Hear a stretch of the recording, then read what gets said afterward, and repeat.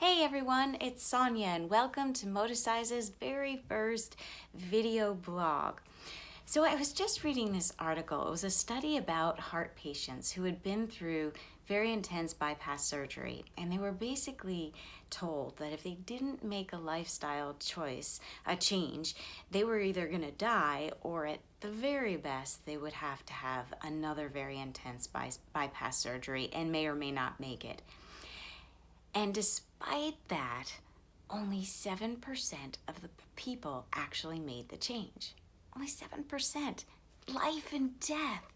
And it really made me think about change. And, here we are in January, and a lot of people came out of the gates really wanting to make change. And often now is about the time when people are like maybe falling off that proverbial wagon or wondering why is it that they always slip or fall or can't make that change. I hear that a lot. Maybe I've even said it once or twice.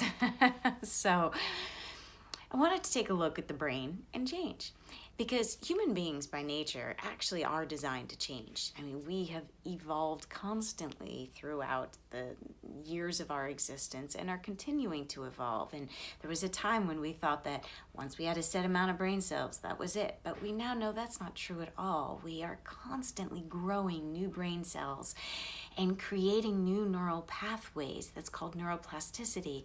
And that's happening about 1,000 times a day. So we can change. And yet there are a couple other things that might be working a little bit against us.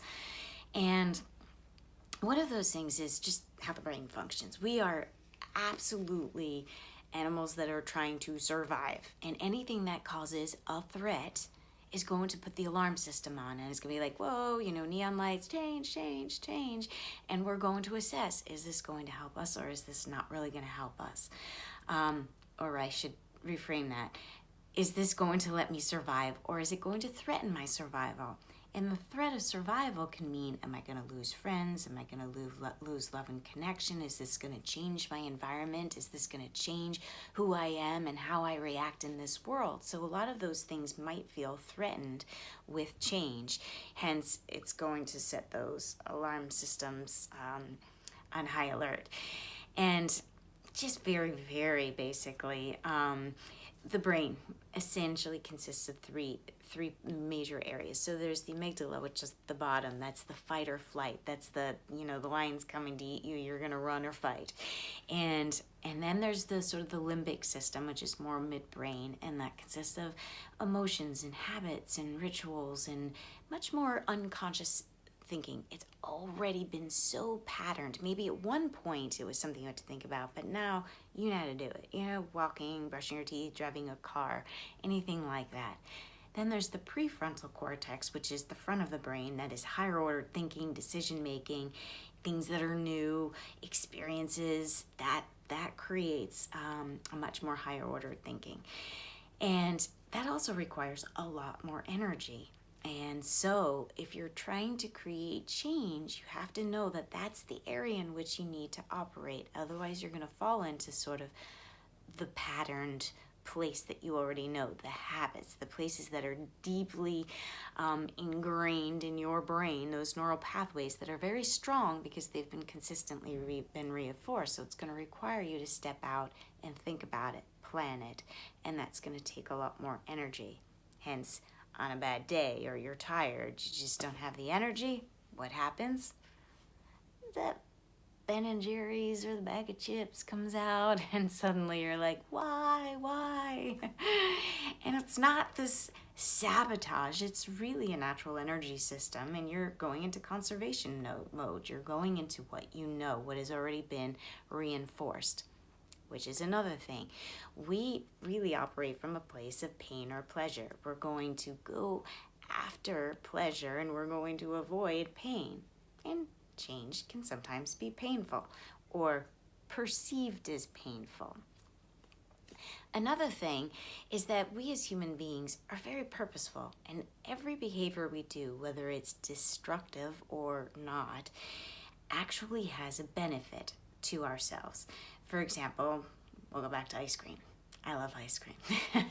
So maybe you're eating a whole thing of ice cream and you're just like, it just relieves your stress. You're suddenly really happy, you feel good, you're no longer worried about anything, and it accomplished its job. Or you could go out for a run and you could have the same feeling.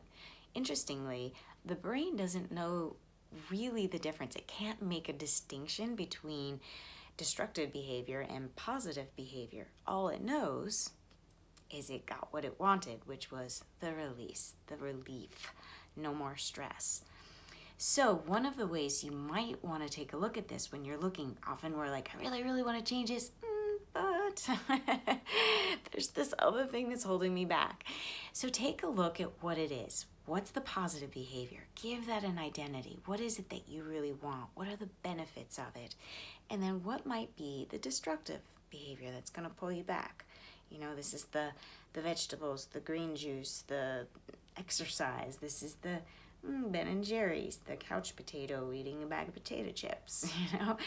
And know what is the benefit you're getting from each.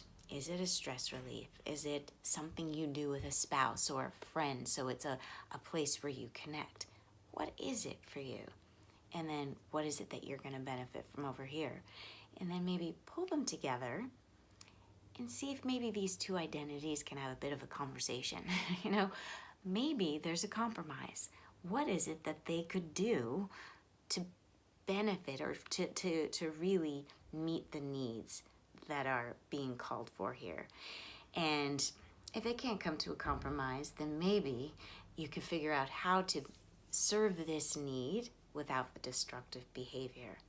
But it's important to know that all of these things are there that are perhaps presenting a little bit of a challenge. So it does require energy. It does require thought and planning and higher ordered thinking to make change. And it also requires really looking at the needs that both behaviors are satisfying. And if you can satisfy those needs and give it all the energy and the thought process and the mindfulness around it, you can absolutely, positively make change. It's there for you. Human beings are meant to adapt and grow and learn, and so are you. So give that a try and let me know how it goes. I would love to hear what behaviors you're changing and maybe what needs both needed to be satisfied and how you came to some sort of a compromise or how you found a way to meet both those needs. So anyway, in the meantime, go out, learn, grow, and shine.